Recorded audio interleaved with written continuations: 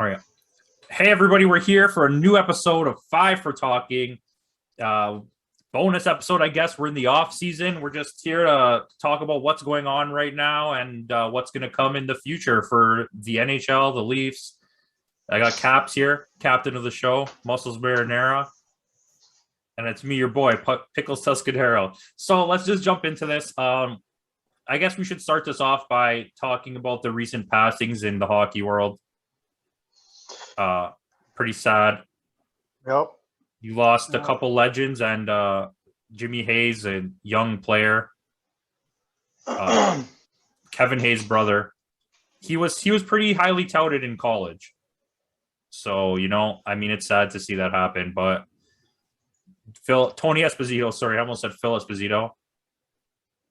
One of the better goalies in the history of the NHL. Over 400 wins.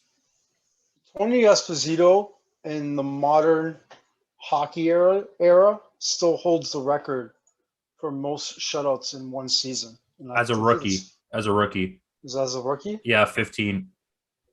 That's crazy. So that's crazy. And he, obviously you can credit guys like Patrick Waugh for really mastering the butterfly and stuff like that. But the style of goalie we have today is fully influenced from Tony Esposito. He's one of the leaders in changing the way that goalies played in net. And great Chicago Blackhawks team he was on. That's a sad loss. Believe he's 10th all time in wins and in shutouts. No. Played for a very good Chicago's Blackhawks team. Did his part. 423 wins, 76 career shutouts. Pretty good stats. He had 3 Vezinas. He won Rookie of the Year, 5-time All-Star. Just he couldn't get that cup. But that era of Montreal was kind of hard to beat. Yeah, he played one season with Montreal, and I guess the only reason why he didn't stay is because they had Ken Dryden. So it's it's not that they didn't want him; it's that they didn't need him. It wasn't a need for them in Montreal. Chicago gladly took him. Yeah. Jimmy Hayes, man, you're probably gonna have to take this one because. I basically said it all already. It's just he didn't have a big career or anything, but he was pretty talked about when he came out of college, and then he didn't really do too much. But it's sad because he was pretty young still. And there's he no only played about death. 7 seasons. He only played about 7 seasons, and his brother's still in the NHL, Kevin. I believe he's on Philadelphia. It's they're keeping this thing pretty quiet. So there doesn't seem to be a cause. I'm not going to dig into that. I don't really need to know that. It's not our business. Yeah, that's not for me. We also lost another legend, an absolute legend, Rod Gilbert. Influenced so many of the modern players that we have today in his play style. Does he hold the record for most points for the Rangers? Yeah, he has most points and most goals. And I'll check it. I believe he has a pretty decent lead in goals. It's almost 100 goals. Yeah. It's about 60 goals ahead of the next person, who's Jean Routel, who's also a great hockey player. Mm-hmm. He has the most even strength goals, game-winning goals. Great player.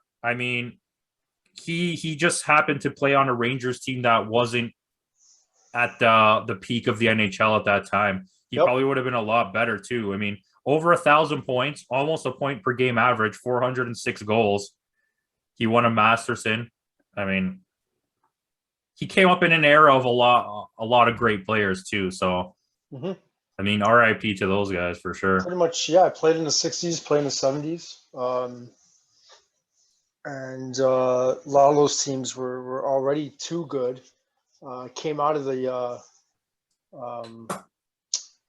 6 teams of the 40s, 50s, and 60s. And then expansion hit in 67 and, still played for another 10 years. Great stats, 1,021 career points, 406 career goals. Yeah. Definitely legend. it's hard to really make a huge name for yourself when you're on one of the lesser teams of that era, even though they had good players. I mean, and then you're trying to compete against the Blackhawks that had Hall and Makita, and then you're trying to compete against the Leafs and the Canadians who were winning left and right, and then Gordie Howe, his Detroit Red Wings team with Frank Mahovlich in the later years too, and then in the 70s, Montreal was an absolute force. Yeah, the Bruins, Bobby Orr, Phil Esposito. In the 60s, the Bruins and the Rangers are probably the lowest two teams. But in the 70s, Boston and Montreal just took over the whole NHL. So I mean, good luck winning in the 70s against either one of those teams. Yeah. And there was a lot of teams that came out of the 70s. I mean, you know, the Flyers were great in the 70s. The Flyers were great. While I believe Rod was still playing. I believe the only teams that won in the 70s were the two Flyer wins and then the Boston win, and then all the rest was Montreal. I believe you're right. I think did New York Islanders take 1 year? No, I think they were 1980. I think it was like 80, 81, 82, 83. Okay. But there you go. There you go. Lost a couple legends. Shout out, RIP.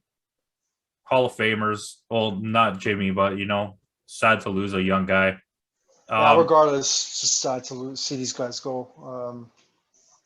You don't want to see that kind of stuff happen, but. So just general NHL talk, I never really got to talk to you last time about this. What are your thoughts on Seattle? Like everything that happened with them, because we didn't really dig into it. I'm not saying you've done research, just general, like from what you know. I think from what I'm gathering, Seattle is just trying to get a lot of defensemen. I don't think they're trying to get a lot of big name forwards. And I think they are going to try and trade for some in later on. I think they're just trying to get as many defensemen as possible. Which goalie did they sign? Oh gosh, you can remind me, because that I just because they did make. Oh, they got the Colorado goalie Grubauer. Mm-hmm. So I think they're going to possibly make some trades. I don't expect them to do too much next year. To me, this draft was much different from the Vegas draft, and I think there was a lot more rules this time around, which didn't enable Seattle to pick a lot of these crazy players. But I think they'll be decent. I don't think they'll be great. I think they'll be decent, and I think later on they'll get better as they go along. Yeah, I think Francis did a pretty good job there. Yeah, he really broke down into a section. So he has a strong defensive core. He has a strong goaltending situation. None of them, I would say, are elite level goalies, but to have three good goalies is better than most teams can ask for. That you could have three starters on a team. You know what I mean? Yeah, I think he might have done that on purpose, just knowing the defensive core that he has. For sure. He's going to leverage a defenseman or two and definitely one of the goalies at the trade deadline. Yeah. And he took a few smart two-way pieces on offense, on the forwards, and he took a few good young potential type players on forwards. And I think my opinion is he's planning to build up his draft capital for the next draft and the one after, and he's planning for 3 years from now to be a good team. I mean, already I think they're all right. They're going to be better than Buffalo probably and Detroit. So I wouldn't count Detroit out, because knowing Steve Yzerman, he's already starting to build a pretty decent team. I think they're just going to get better and better and better, knowing Steve Yzerman and what he is capable of, especially with what he did with Tampa. I'm not going to say that they're going to be great next year. I'm just saying that he's been putting pieces in place, and I'm saying in about 5-6 years, Detroit is going to be back to Detroit a legit team.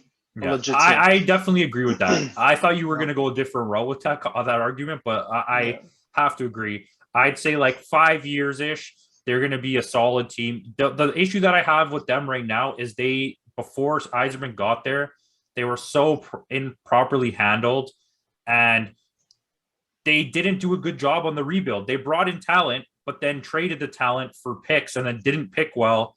And then you're stuck with this team. And right now you have a few good young pieces there that are just being wasted right now. And hopefully they're not past their prime, or they don't end up being busts by the time Detroit is expected to be good. Because like I feel like at least for the next 2 seasons, for sure, they're going to be at the bottom. They're going to have plenty of time to develop young players. Yep. They're going to have opportunities to get good players in free agency. They'll be able to trade.